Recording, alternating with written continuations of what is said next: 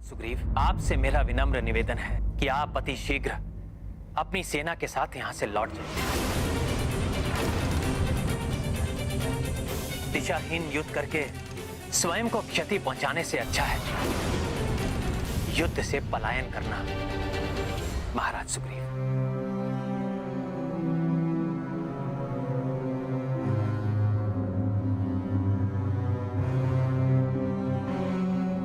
प्रभु, मैं संपूर्ण वानर सेना की ओर से आपसे क्षमा मांगता हूं। प्रभु, हैं तो सब वानर बुद्धिहीना। आप चाहें तो इस मूर्खता के लिए हमें कठोर से कठोर दंड दें, किंतु यहां से वापस जाने जैसा दंड ना दें।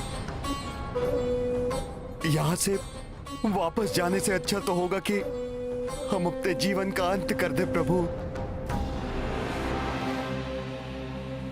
प्रभु, हम अपनी देह का त्याग कर सकते हैं, परंतु आपको इस प्रकार छोड़कर नहीं जा सकते। प्रभु, नहीं जा सकते, नहीं जा सकते प्रभु।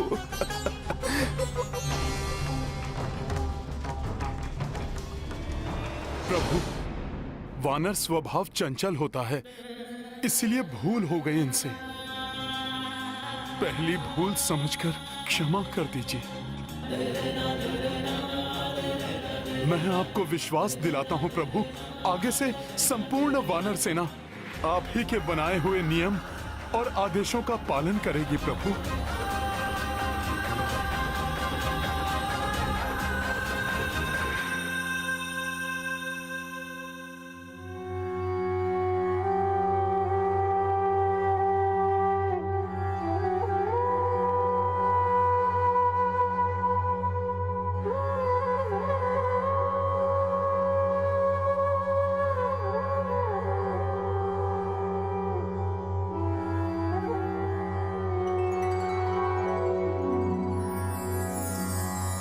हे राम, आप दया के हैं सागर, हम मूढ़ बुद्धि सब भालो वानर। भक्तों से राघव हुई भूल भारी, दंड के हम उद्दंड अधिकारी। किंतु ना ऐसा क्षमाशील कोई, करुणा करा पंकज पद के सोई। करबद्ध हम हैं, क्षमा दो कृपाला। हे दीन बंधु दीन दयाला। श्री राम जय राम भज मन, जय नाथ निर्गुण पाप निकंदन।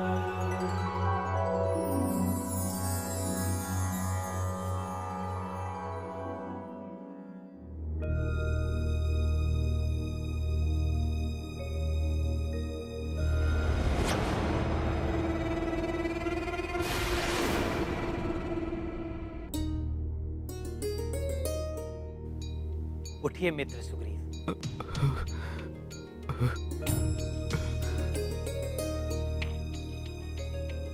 आप सबको प्रतीत हो रहा होगा कि मैं कुछ अधिक ही कठोर हो गया हूं। इस युद्ध को विजित करने के लिए और अपने सैनिकों के जीवन को अनावश्यक हानि से बचाने के लिए हमें कठोर नियमों एवं अनुशासन का पालन करना आवश्यक है।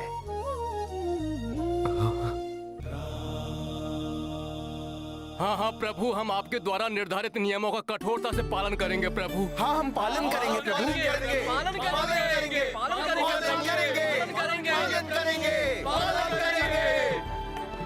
उचित है।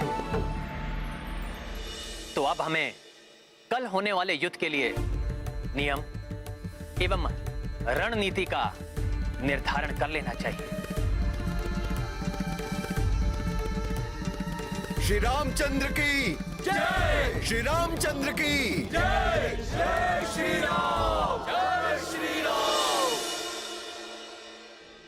विभीषण जी, आप तो रावण के बारे में सब जानते हैं, आप ही बताइए सर्वप्रथम वो क्या करेगा, कौन होगा उसका प्रथम लक्ष्य?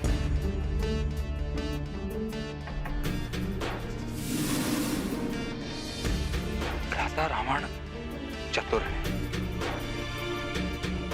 उनका प्रथम एवं सर्वोपरि लक्ष्य होगा आपका एवं भ्राता लक्ष्मण का वध करना, जिससे युद्ध के आरंभ में ही युद्ध का अंत हो जाए। क्षमा करें विभीषण जी,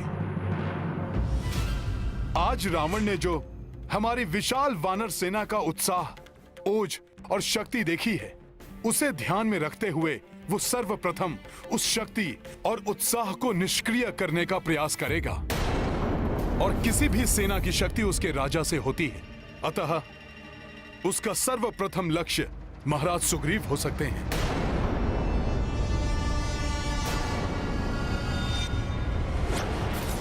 सुग्रीव ही होगा हमारा प्रथम लक्ष्य। उसके अंत के साथ ही उसकी विशाल सेना का भी अंत, और उसके पश्चात वो वनवासी नर अपने घुटनों पर चलता हुआ आएगा हमारी शरण में।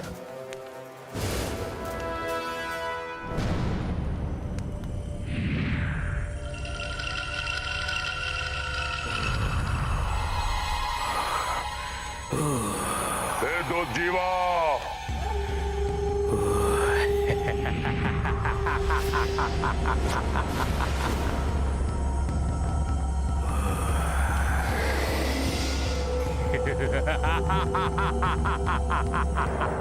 ये है संपूर्ण वानर सेना।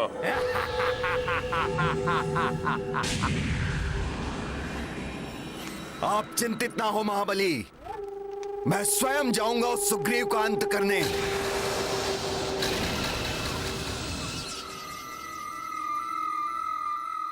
हनुमान का अनुमान सत्य है। महाराज सुग्रीव की सुरक्षा हमारे लिए सर्वोपरि है। अतः महाराज सुग्रीव सदा सेना के मध्य में ही स्थित रहेंगे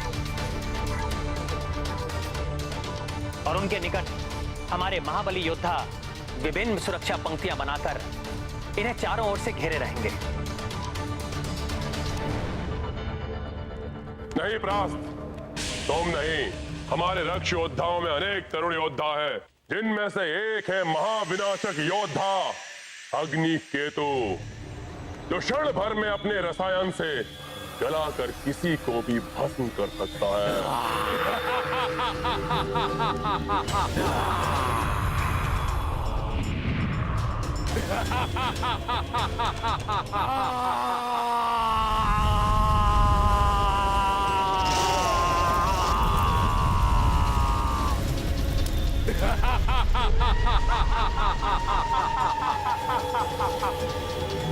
ये अग्नि केतु उन सभी वानरों को पिघलाकर भस्म कर देगा जो सुग्रीव की सुरक्षा में लगे हुए हैं। मैं स्वयं महाराज सुग्रीव की सुरक्षा में रहूंगा और मेरे साथ लक्ष्मण भी रहेंगे। हम महाराज की निकटतम पंक्ति में रहेंगे। हमारे धनुर्धारी होने का अतिरिक्त लाभ हमारी आगे वाली उस सेना को प्राप्त होगा जो आगे जाकर 3 भागों में बटी हुई होगी, जिसका नेतृत्व हमारे सर्वश्रेष्ठ योद्धा करेंगे। तो ठीक है, प्रभु श्री राम की सामने वाली पंक्ति का नेतृत्व मामा श्री जामवंत और युवराज अंगद करेंगे और उनके सामने आने वाले शत्रु को ढेर करने के लिए आगे होंगे महाबली नल, नील और सुषेण जी, और उनके पीछे दूसरी पंक्ति में गवई, गवाक्ष और गंधमादन। किंतु स्मरण रहे, भ्राता रावण आकाश एवं पाताल से भी आक्रमण करने की क्षमता रखते हैं। यदि प्रभु का आदेश हो तो मैं किसी ऐसे उच्च शिखर पर स्थिर रहूंगा जहां से दोनों ओर होने वाली गतिविधियों पर दृष्टि रख सकूं। भ्राता रावण क्रूर है।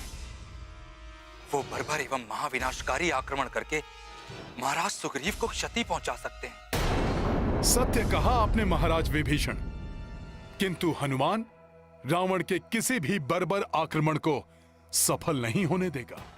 और तब हमें महाविध्वंस फैलाने वाला एक ऐसा योद्धा चाहिए जो समस्त वानरों को तितर बितर कर दे। इससे सुग्रीव के वध का मार्ग सुगम्य हो जाए। भ्राता लंकेश, इस कार्य के लिए यज्ञकूप को भेजा जा सकता है।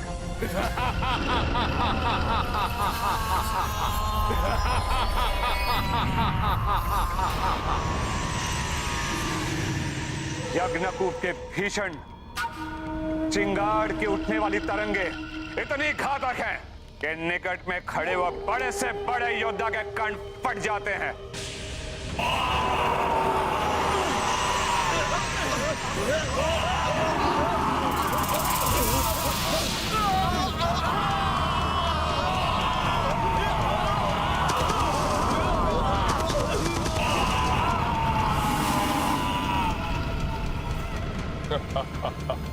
उत्तम, अति उत्तम। यज्ञकूप को उचित समय पर हम आक्रमण के लिए भेजेंगे, जिससे कि समुचित रूप से ध्वंस हो सके इन वानरों का। अब प्रश्न यह उठता है कि कल होने वाले युद्ध का नेतृत्व इस महाबली योद्धा को सौंपा जाए।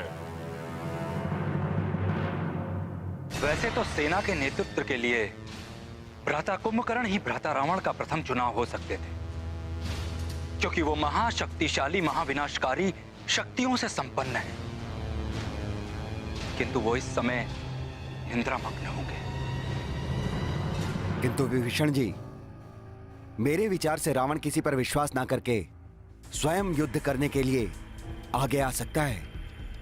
नहीं, जब तक अति आवश्यक नहीं होगा, रावण स्वयं को संकट में नहीं डालेगा। वो अपने ही समान किसी शक्तिशाली महाबली योद्धा का चुनाव करेगा। मेघनाद पर उसे पूर्ण भरोसा है। वो कल युद्ध के लिए उसे ही नेतृत्व के लिए भेजेगा।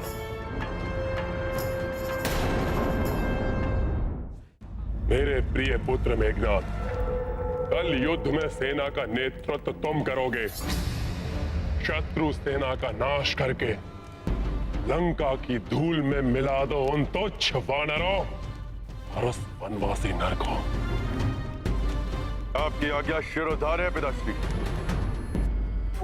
मैं आपको निराश नहीं करूंगा। कल इसी समय उन मूर्खों पर विजय प्राप्त करके हम विजयोत्सव मनाएंगे। किंतु स्मरण रहे पुत्र, तुम्हें सावधान रहना होगा उस द्रोही विभीषण से, क्योंकि मैं उन सभी दानवों के भेद, उनकी मायावी शक्तियों से भली भांति परिचित हूं, जिन्हें भ्राता रावण भेज सकते हैं। अतः विभीषण जी, आपको सेना के तीनों टुकड़ियों के कहीं मध्य में ही स्थित होना चाहिए, जिससे कि आप सबको सतर्क कर सकें कि किस रक्ष योद्धा का सामना किस प्रकार करना है। हनुमान का सुझाव उचित है। आप सबके मध्य में ही स्थित होंगे।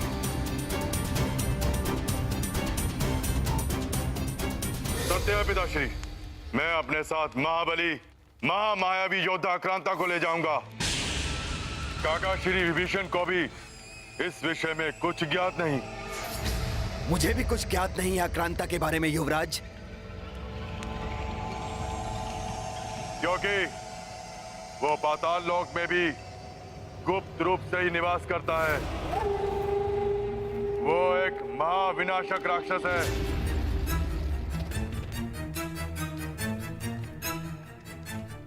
क्योंकि उसकी देह में प्रचंड ज्वाला है जो सदैव धधकती रहती है।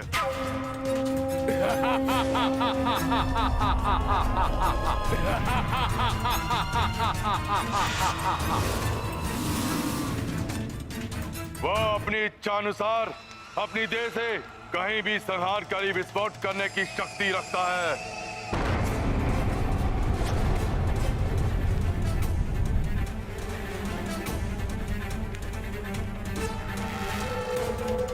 अर्थात मात्र उसको एक ही बार प्रयोग किया जा सकता है,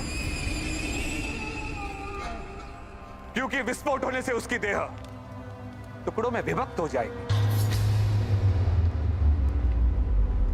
नहीं काका महापाश, उसमें एक विचित्र अकल्पनीय शक्ति है इसके देह के टुकड़े होने के बाद स्वतः ही पुनः स्थापित हो जाते हैं। उसकी देह के टुकड़े स्वतः ही जुड़ जाते हैं और वह पुनः अपनी पूर्व स्थिति में आ जाता है।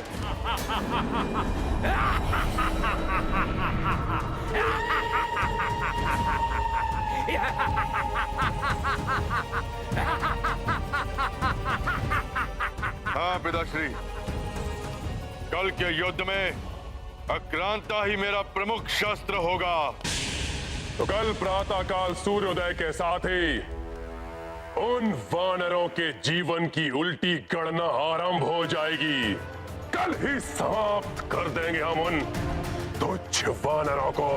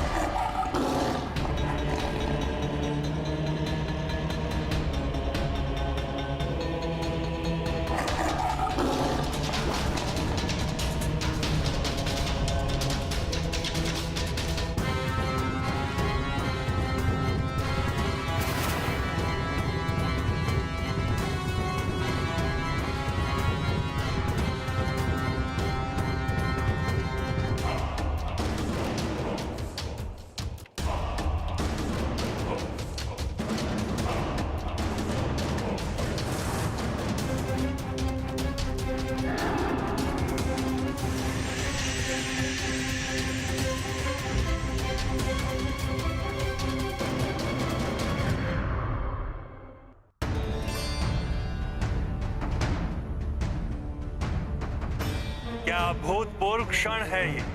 एक और धर्म है तो दूसरी ओर अधर्म, एक और मर्यादा है तो दूसरी ओर अहंकार, एक और विशुद्ध भक्ति है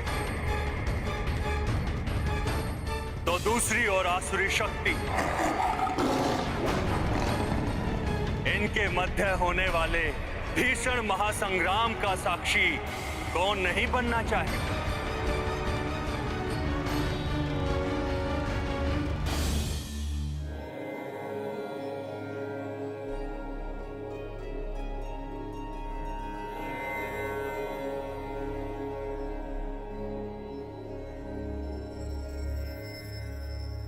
क्या सोच रही हैं देवेश्वरी कि सदैव ध्यान योग में लीन रहने वाले महायोगी भी अपना ध्यान छोड़कर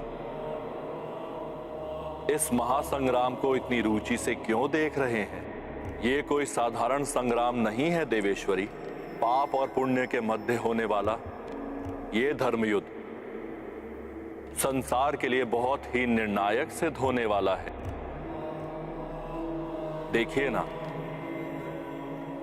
एक ओर मेरे आराध्य श्री राम है और दूसरी ओर मेरा ही महाभक्त रावण है।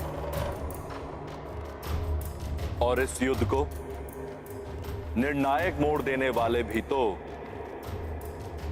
मेरे ही रुद्रांश हनुमान है। ऐसे युद्ध को तो आप भी पूर्ण रुचि के साथ देखना चाहेंगी देवी। जब हम इस युद्ध को लेकर इतने व्याकुल हैं तो कल्पना कीजिए कि देवी सीता के हृदय पर इस समय क्या बीत रही होगी।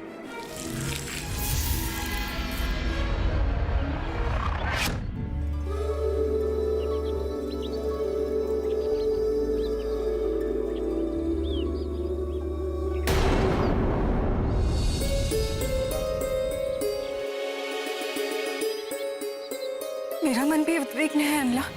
कभी मन कहता है कि प्रभु शीघ्र यहाँ आकर दुष्ट लंकेश का संहार करके मुझे यहाँ से ले जाएंगे। कभी मन आशंका से भर उठता है कि कहीं कोई अनिष्ट न हो जाए। इस युद्ध का एक एक पल मुझे व्याकुल कर रहा है अल्लाह। ये युद्ध मात्र सीता की मुक्ति के लिए नहीं, अपितु अधर्म के चंगुल से धर्म की मुक्ति है इसका उद्देश्य। युद्ध विनाशकारी होता है, इसलिए मैंने उसे टालने का पूर्ण प्रयास किया, किंतु पाप कर्मों से कांपती हुई धरा का संतप्त हृदय पापियों के रुधिर से ही शांत होगा। अब बस प्रतीक्षा है तो सूर्य देव के उदित होने की। उनकी प्रथम किरण का दर्शन उद्योष होगा पापी रावण और उसके कोटि कोटि राक्षसों के अंत का।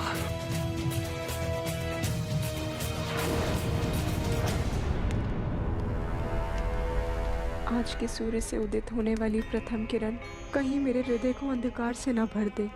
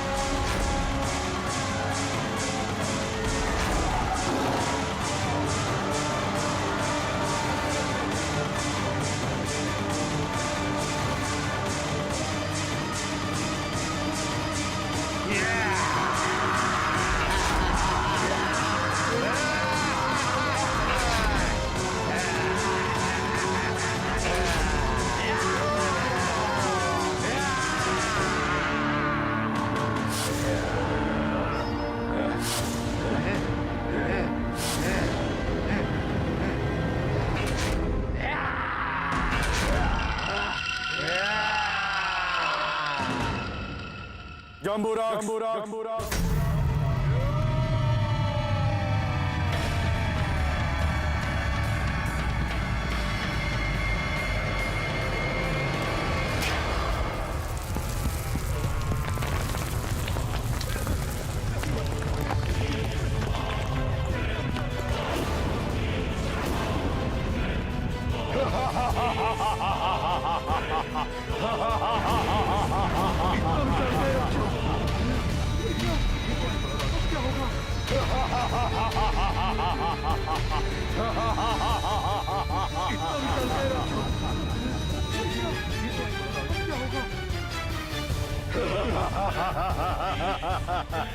जम्बूराक्ष जाओ और इन मूर्ख वानरों को दिखा दो अपनी राक्षसी शक्ति।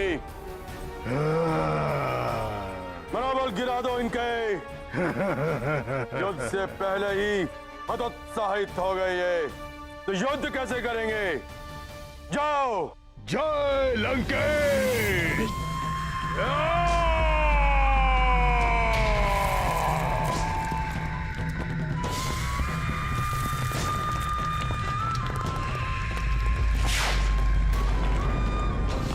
ये तो महाभयानक दानव प्रतीत हो रहा है।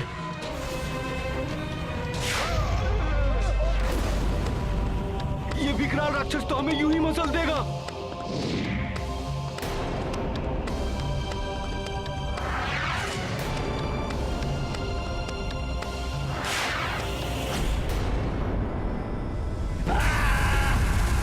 अद्भुत जम्बूराक्ष, सारी वानर सेना तुम्हारे भय से थर थरा उठी है। क्या युद्ध लड़ेंगे ये? अच्छा, भयभीत कर रहा है मेरे मित्रों को।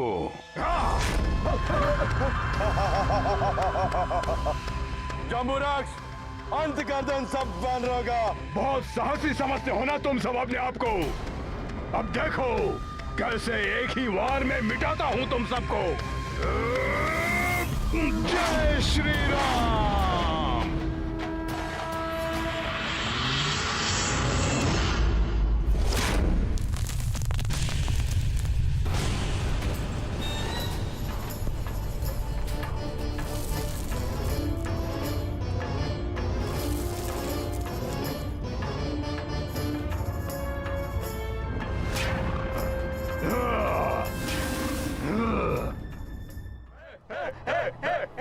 विकराल राक्षस का भय दिखाकर हमारी सेना का मनोबल तोड़ने की चाल तो उल्टी पड़ गई मेघनाथ। अब मनोबल टूटेगा तुम राक्षसों का। धन्यवाद हनुमान।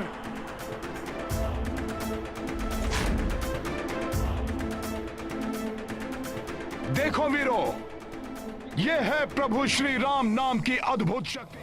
जय श्री राम। जय श्री राम। जय श्री राम। जय श्री राम। जय श्री राम।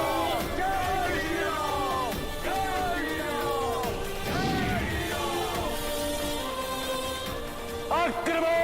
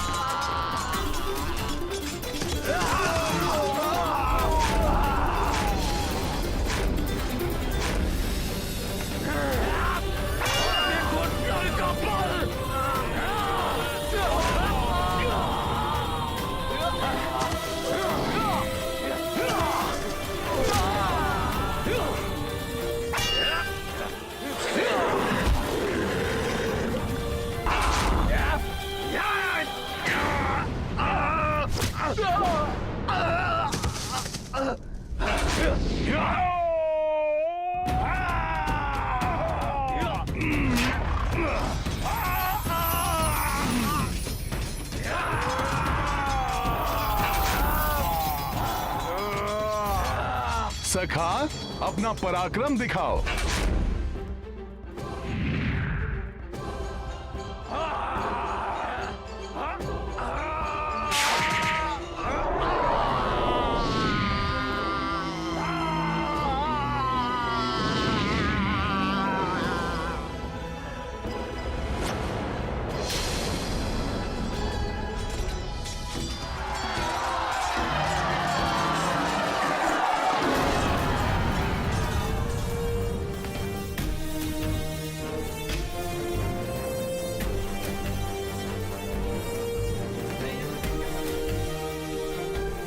मित्रों, हमारी पहली पंक्ति ने ही रोक दिया इन राक्षसों को। हाँ गवई, हम इन्हें यहीं से रहकर वार करेंगे।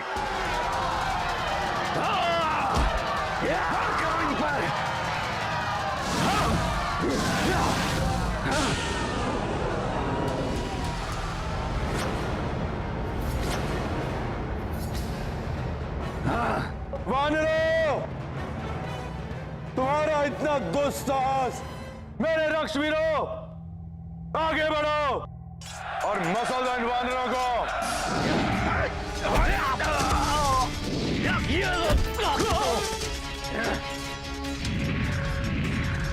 ये लो राक्षसों, तुम्हारे वार का तुम ही पर प्रहार।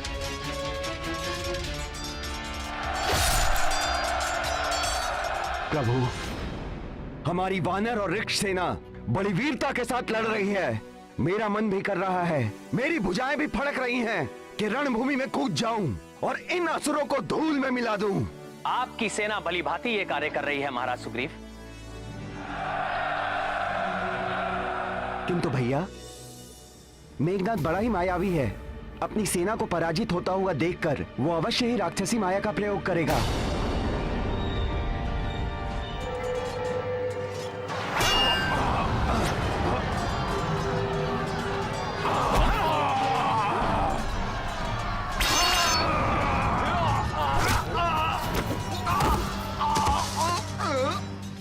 मेरे मायावी योद्धाओं, अपनी आसुरी शक्ति का प्रयोग करके अंत कर दो इन वानरों का।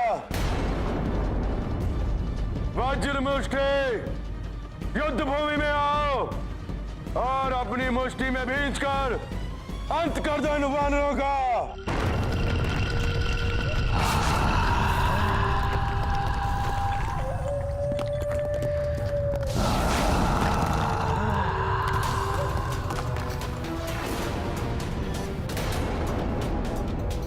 ये तो अति विशालकाय दानव है।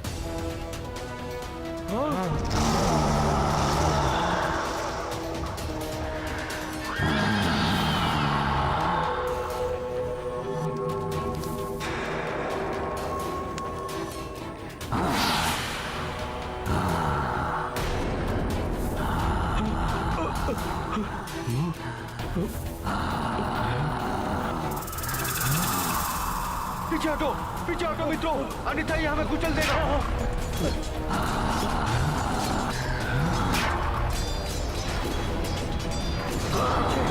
संभल कर।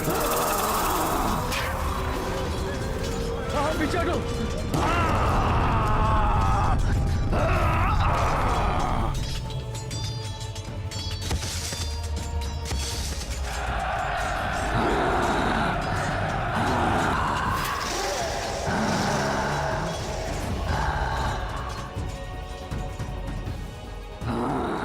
अग्नि प्रभा, आगे आओ और अपनी विद्युत प्रभा से दिग्भ्रमित करके इन वानरों का सारा उत्साह समाप्त कर दो।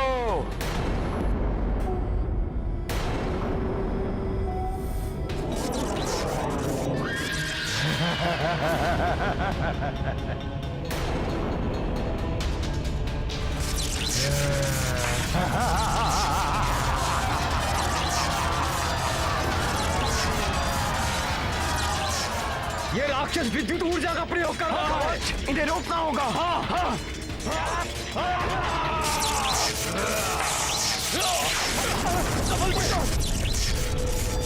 प्रतापन, आगे बढ़ो और अपने विनाशकारी नेत्रों से विध्वंस कर दो इन वानरों का।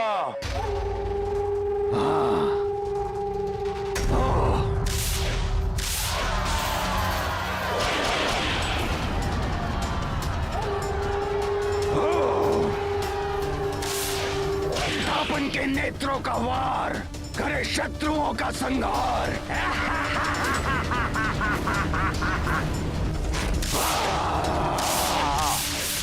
इसके नेत्रों में तो विचित्र मायावी शक्ति है। मित्रगण, तुम तो चीते से भी द्रुत रहो। अपनी द्रुत गति से संहार कर दो इन वानरों का।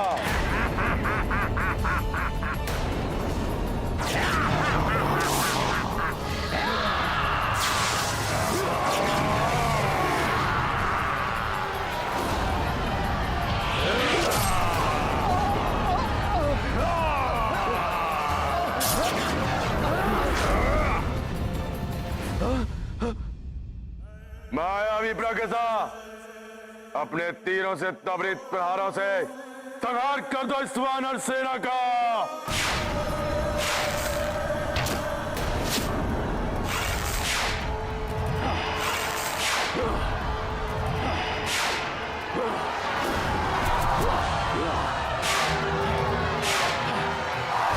प्रतीत हो रहा है मेघनाथ ने आसुरी शक्ति वाले समस्त राक्षसों को एक साथ ही भेज दिया है। मुझे किसी भी प्रकार से इन मायावी राक्षसों से अपनी सेना की रक्षा करनी होगी।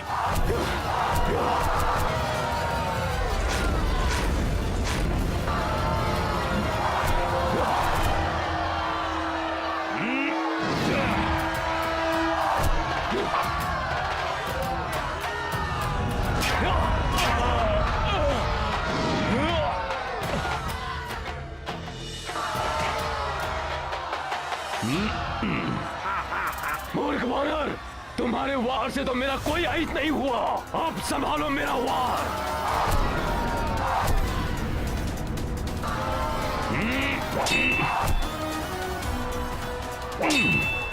ये सब भ्राता रावण के तरुण राक्षस है। यदि इन्हें समाप्त करने का शीघ्र उपाय हनुमान को नहीं बताया गया तो अनर्थ हो जाएगा। तो आइए, हम भी उनकी सहायता करते हैं। नहीं युवराज अंगद, जब मेघनाथ ने हमारी सेना को तितर बितर करने के लिए ऐसे राक्षसों को भेजा है तो तनिक सोचिए, प्रभु श्री राम और महाराज सुग्रीव पर आक्रमण करने के लिए वो कैसे कैसे मायावी राक्षसों को भेज सकता है। प्रभु श्री राम के निर्देशानुसार हमें इसी स्थान पर स्थित रहना होगा। ये भ्राता रावण के छोटे राक्षस है। मेघनाथ के पास इससे भी भयानक राक्षस है जिन्हें वह उचित अवसर देखकर भेजेगा। अंगद, आप यहीं रुकिए, मैं उनकी सहायता के लिए आगे जाता हूं।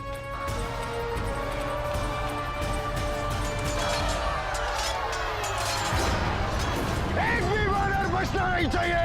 हर वानर को मृत्यु के घाट उतार दो।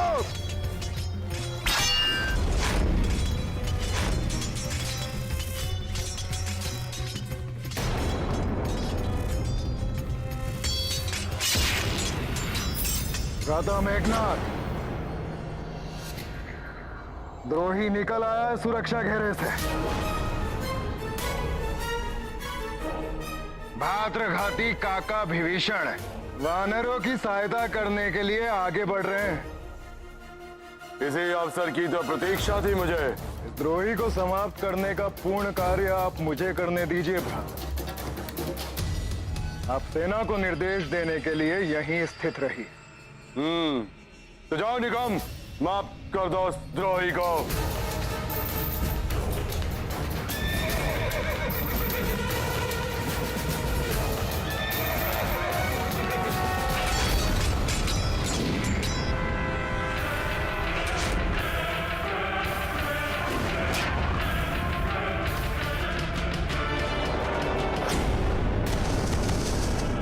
ये राक्षस तो महाराज विभीषण की ओर बढ़ रहा है।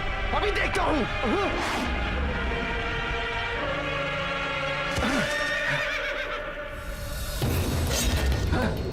सर्वप्रथम मेरा सामना करो दुष्ट राक्षस। वानर, प्रतीत होता है उस द्रोही से पूर्व तुम्हारी मृत्यु लिखी है निकुंभ के हाथों।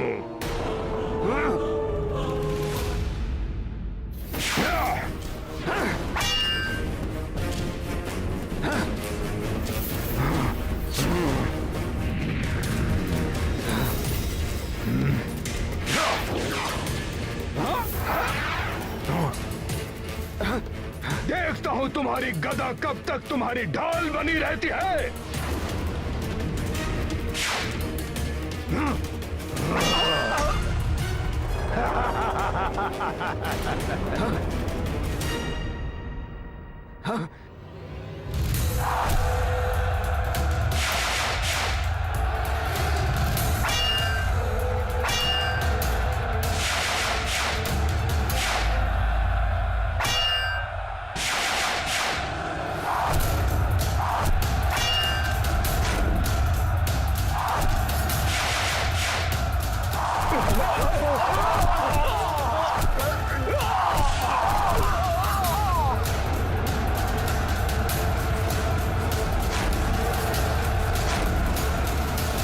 भैया, ये राक्षसी सेना हमारे योद्धाओं पर भारी पड़ रही है। हमें उनकी सहायता के लिए जाना चाहिए। कुछ नहीं होगा भ्राता लक्ष्मण।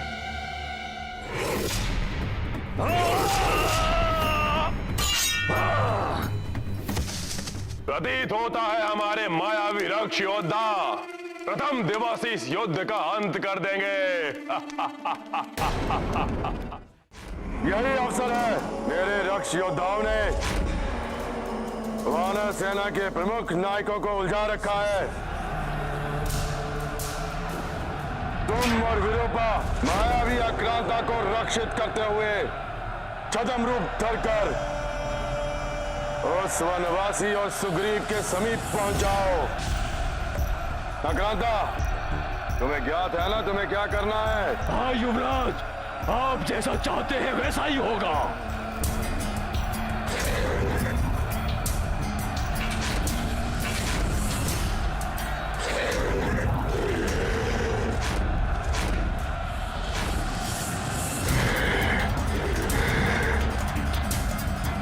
यही करना है तुम्हें आक्रांता।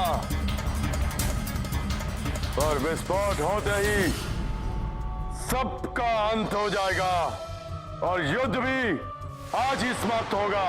पिताश्री भी यही चाहते हैं।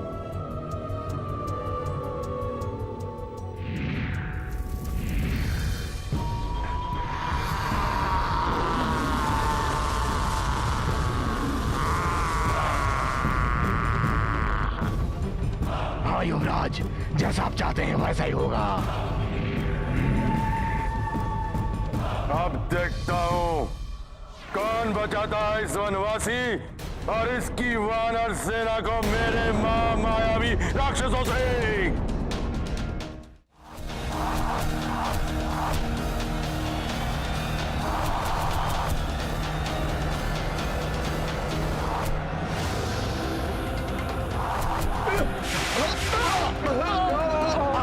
मेरे प्रहार से तुम लोगों को कोई नहीं बचा पाएगा। ये राक्षस तो महाविनाश कर देगा।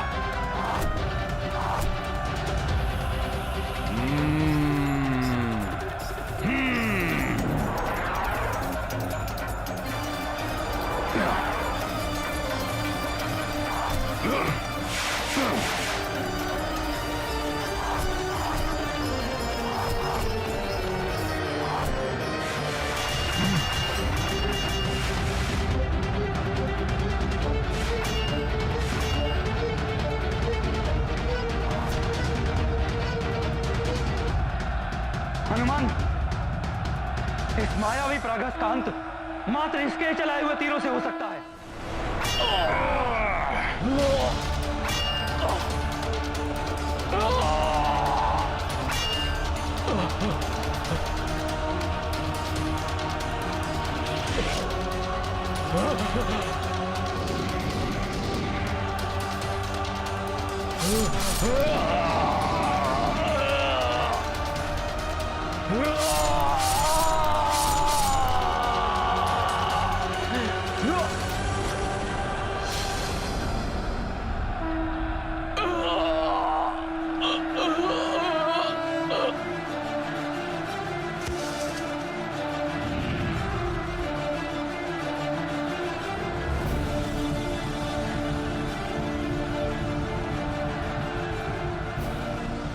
नारायण नारायण, हनुमान ने परिस्थितियां विपरीत कर दी हैं। अब शीघ्र ही इन राक्षसों का अंत हो जाएगा।